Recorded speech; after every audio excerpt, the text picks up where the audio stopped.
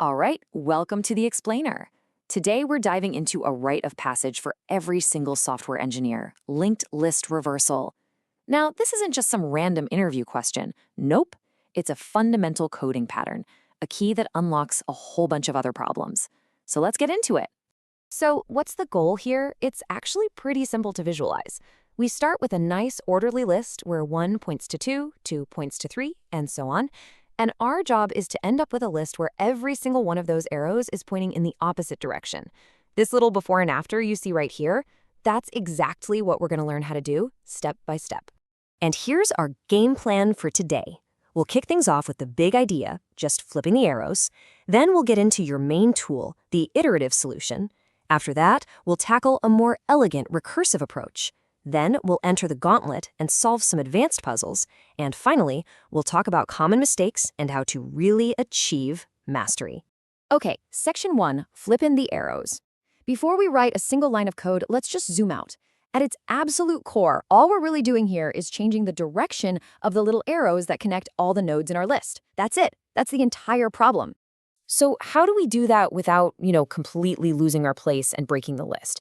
Well, it all comes down to these 3 little helpers, these 3 pointers. We're going to call them prev, current, and next.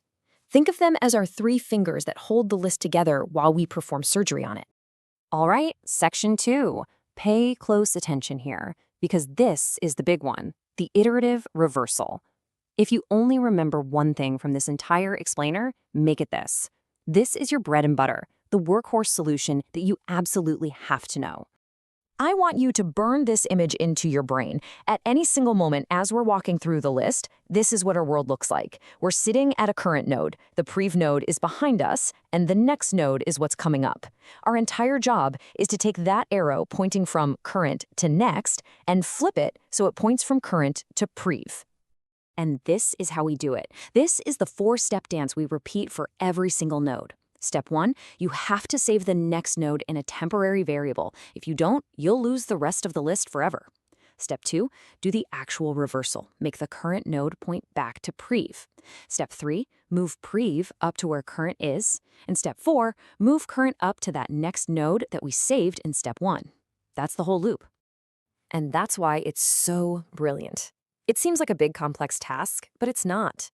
We're just breaking it down into one tiny, repeatable action. We are just flipping one arrow at a time. We do that over and over, and before you know it, the whole list is reversed. And what's the payoff for this methodical approach? Well, it's about as efficient as you can get. The time complexity is O of n, which just means we have to walk through the list one time.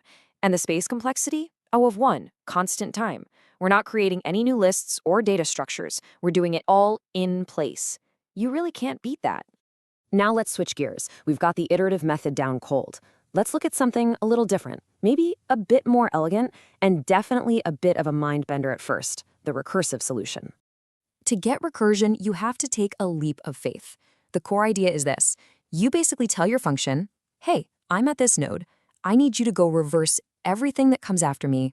Don't worry about how. Just do it. When you're done, hand me back the new head of that reversed section. My only job will be to attach myself to the very end. And this is the line where the magic happens. It looks really weird, right? But this line only runs on the way back from the recursion. So imagine we're at node 3. The function has already gone all the way to the end and reversed everything after it. So node 4 now points to 5 and so on.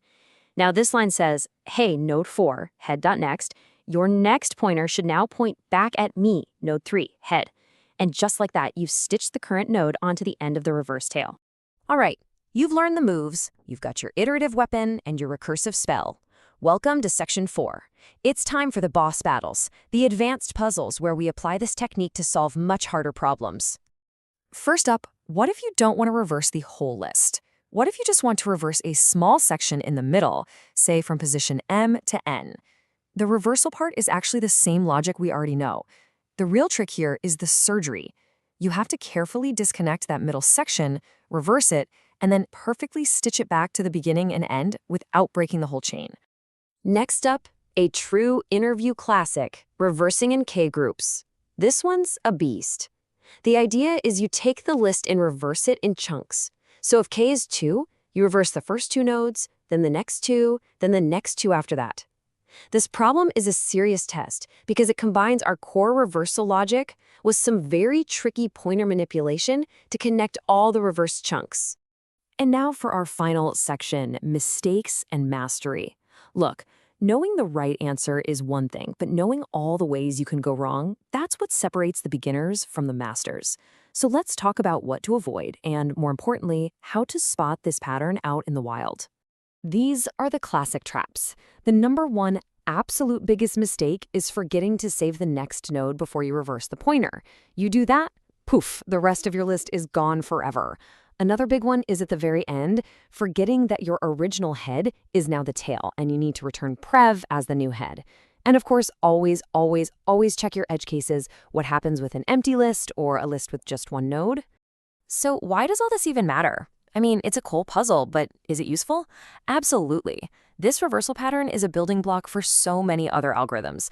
Want to check if a list is a palindrome? You find the middle, reverse the second half, and then compare the two halves. It's a key ingredient for reordering, sorting, and even fixing corrupted lists. So here it is, the ultimate takeaway.